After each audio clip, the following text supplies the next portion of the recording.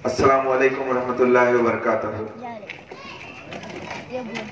Rabbi इश्रह ली सदरी व यस्सिर ली अमरी वहलुल उक़दतम मिन लिसानी यफ़क़हू क़ौली। शहनशीन पर तशरीफ फरमा मजलिस इत्तेहादुल मुस्लिमीन के हमारे सीनियर लीडर औरंगाबाद के माजी विरोधी पक्ष नेता जनाब जागीरदार साहब, कॉरपोरेटर डॉक्टर मोइन साहब, शहादा से तशरीफ लाए हमारे कॉरपोरेटर साजिद बंजारी साहब, हमारे हल्का हाजा के कॉरपोरेटर्स के उम्मीदवार जनाब जावेद साहब, हमारी माँ जो यहाँ से खड़े वार्ड में कंटेस्ट कर रहे हैं, उनके फर्जंद साबिर भाई, निसार कादरी साहब,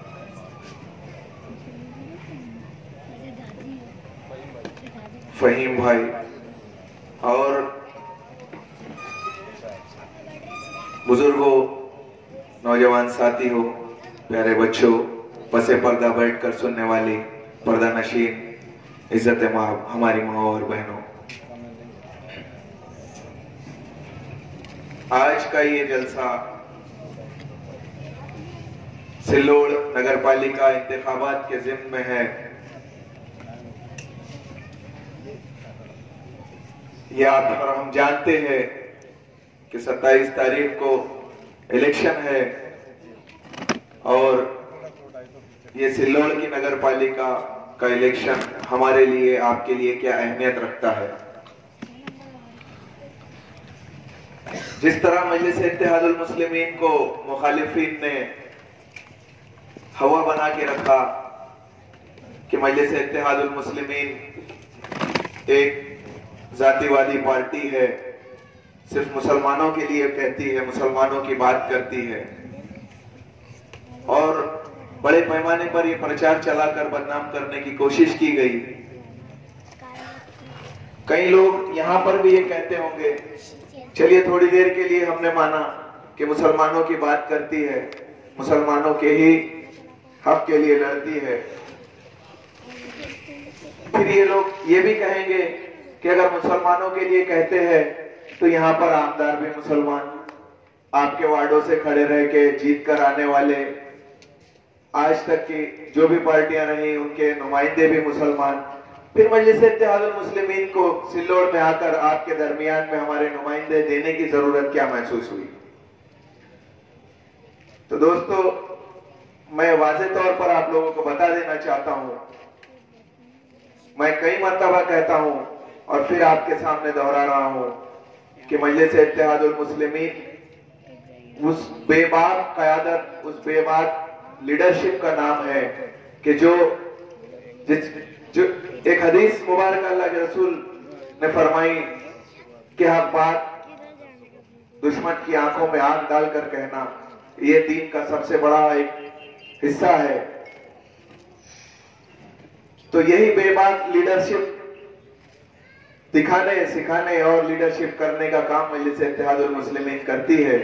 दूसरी पार्टियों में, उनके नुमाइंदों में, चाहे वो हमारी कौम, हमारे समाज के हो, उनमें और मजलिस इत्तेहादुल मुस्लिमीन के नुमाइंदों में फर्क ये है कि वो लोग जो दूसरी पार्टियों से आपके बीच से मुंतखब होकर जाते हैं, वो अपनी पार्टियों के नुमाइंदे होते हैं, अपनी पार्टियों के गुलाम होते हैं। उन्हें कहा जाता है उठ तो उठते हैं, उन्हें कहा जाता है बैठ तो बैठते हैं। इसकी ताजा मिसाल आपके सामने है कि देश की सबसे बड़ी पंचायत संसद, वहां के ऊपर अगर कोई खासदार जीत के जाता है तो यकीनन हमारी कम्युनिटी, हमारी कौम के लोग भी वहां पर गए हैं, लेकिन कोई कांग्रेस का नुमाइंदा था, कोई राष्ट्रवादी का था, कोई समाजवादी का था, कोई और दीगर पार्टियों के थे तो मुसलमान, लेकिन अपनी पार्टियों के गुलाम। और इस कदर गुलाम थे कि जब बात हमारी शरीयत पे आई तो वहां पर कोई कहता है कि मेरी पार्टी ने कहने नहीं दिया, कोई कहता है कि मेरी रास्ते में गाड़ी ट्रैफिक में फंस गई थी,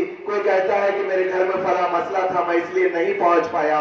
तन्हा और अकेले 542 की पार्लियामेंट के अंदर 545 मेंबर्स की पार्लियामेंट के अंदर तन्हा वाहिद आंखों में आंखें डालकर सीना सिपर होकर अपनी शरीयत के लिए लड़ने वाले का नाम बैरिस्टर असदुद्दीन ओवैसी था।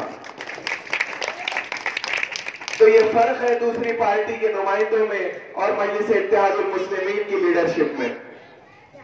दोस्तों, एक मिसाल किसी ने मुझे दी थी कि इंतखाबात जब आते हैं उसमें मुसलमानों की हैसियत क्या होती है, उसमें दलितों की हैसियत क्या होती है, उसमें निचले तबकों के लोगों की हैसियत क्या होती है।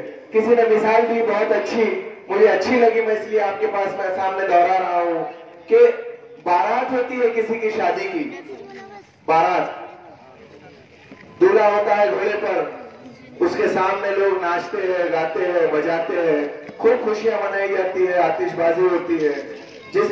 जहां से वो निकलता है वहां से लेके तो जिस जगह उसको जाना होता है मंडप में, वहां तक कि वो बारात का काम होता है कि वो दूल्हे के आगे आगे आगे आगे, उसके आगे बजाने वाले चलते हैं, उसके आगे गाने वाले चलते हैं, उसके आगे नाचने वाले चलते हैं।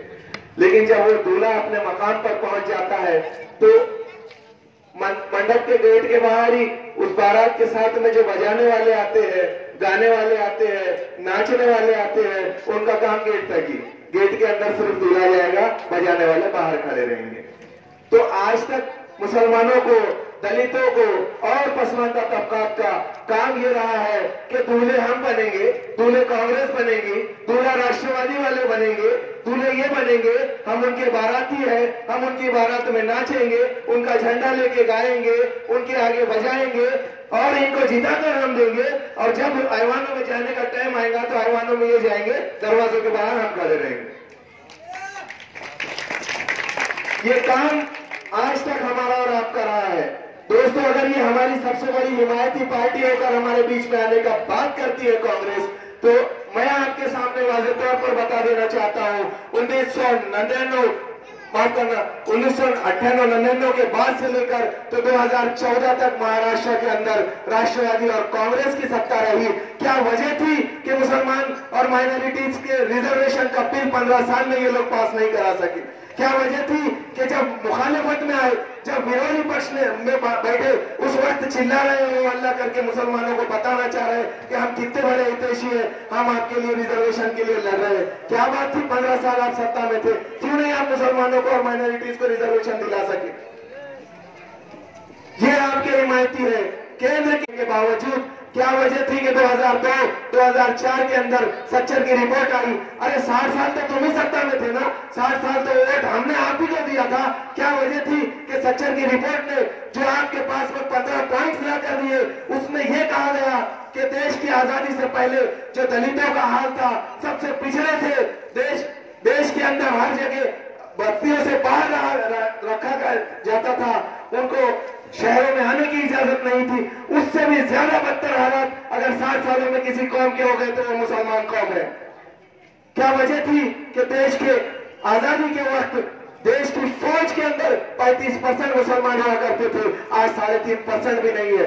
तुम लोग तो सत्ता में थे जिनको हमने अपने कांधों पर बिठाया, तुम लोगों को ऐवानों में भिजाते रहे, तुम हमारे हितैषी बनकर हमारे बीच में रहे, तुम हमको कहते थे कि हम सेक्युलर लोग हैं, हम सबको लेकर चलने वाले हैं। तो क्या वजह थी कि मुसलमान को इतना पिछड़ा कर दिया कि दूर से आवाज देते तो तुम्हारे कानों तक हमारी आवाज भी नहीं जाती?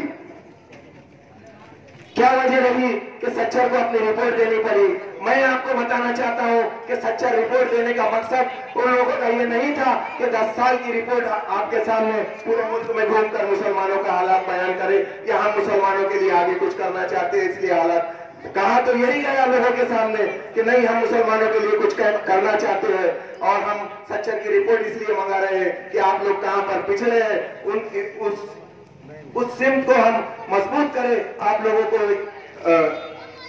बहती धारा में साथ में लेके चले। लेकिन मैं आपको बता देना चाहता हूं, 2002 का पस मंजर, 2003, 2004 का पस मंजर, जब ये रिपोर्ट आई, क्या हालात थे उस वक्त मुल्क के? पूरे मुल्क के अंदर किस तरीके से फिरका वाराना वारियत को जो है फैलाया जा रहा था। उस वक्त कांग्रेस के ऊपर, राष्ट्रवादी के ऊपर ये इल्जामात लगाए जा रहे थे कि मुस्लिम हितैषी पार्टी है, मुसलमानों के हक में लड़ती है, मुसलमानों के बारे में बोलती है। ये बताना चाहती थी कांग्रेस इन लोगों को कि नहीं, हम इनके हितैषी नहीं है, हमने इन्हें 60 साल तक सिर्फ एक वोट की दिए थोड़ा इस्तेमाल करते रहे हैं। और तुमको अगर देखना है तो थोड़े दिन रुको, सच्चर की रिपोर्ट आएगी। और वाकई में वैसी ही सच्चर की जब रिपोर्ट आई कि 60 साल में मुसलमान पसमानदगी के एकदम निचले दर्जे पर जाकर पहुंच गया, तो उन लोगों ने ये बताया उन फिरका परस्त ताकतों को कि देखो, तुम सामने से दुश्मन बनकर जितना नुकसान मुसलमानों का और पसमानदा तबकात का नहीं कर सकते थे, उससे ज्यादा मुसलमानों का और पसमानदा तबकात का नुकसान कांग्रेस ने हमारे दोस्त बनकर गले में हाथ डालकर गला काटने का और पीठ में छुरा भोंकने का काम किया है।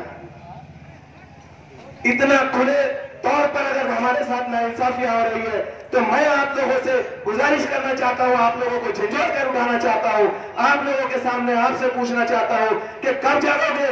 हमको आज इस दौर के अंदर सबसे ज्यादा अगर हमें मजबूती की जरूरत है तो वो सियासत में है।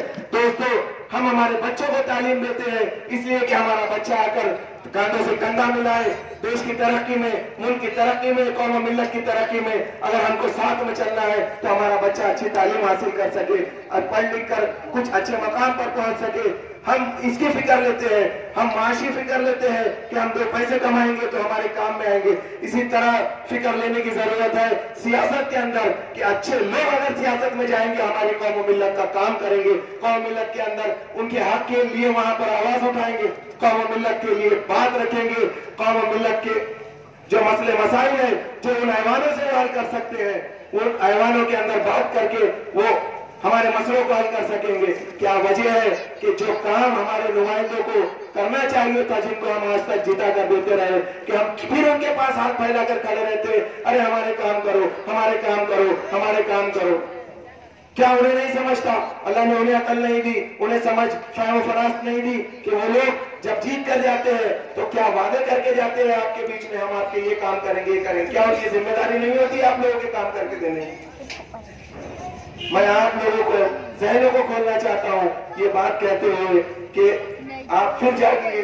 आज कोई मसला, कोई मामला आपका ऐवानों से, सियासत के रास्ते से ही होकर गुजरता है। सियासत में आप जब तक मजबूत नहीं होंगे, जब तक आपकी नुमाइंदगी करने वाले मजबूत नुमाइंदे आप ऐवानों में नहीं पहुंचाओगे, उस वक्त तक ये परेशानियां हमारा पीछा नहीं छोड़ने वाली है। एक शेर के साथ मैं अपनी जगह लूंगा और हमारे सीनियर्स को आपके सामने अपनी बात रखने का मौका दूंगा कि जिस सिमत चले जाओगे जहमत उठाओगे, जिस सिमत चले जाओगे जहमत उठाओगे, ईमान से फिसलोगे तो जिल्लत उठाओगे। बुज़दिल की तरह तुम रहे खामोश अगर तो हर रोज किसी अपने की मैयत उठाओगे। वाखिर दावाना अल्हम्दुलिल्लाह रब्बिल आलमीन।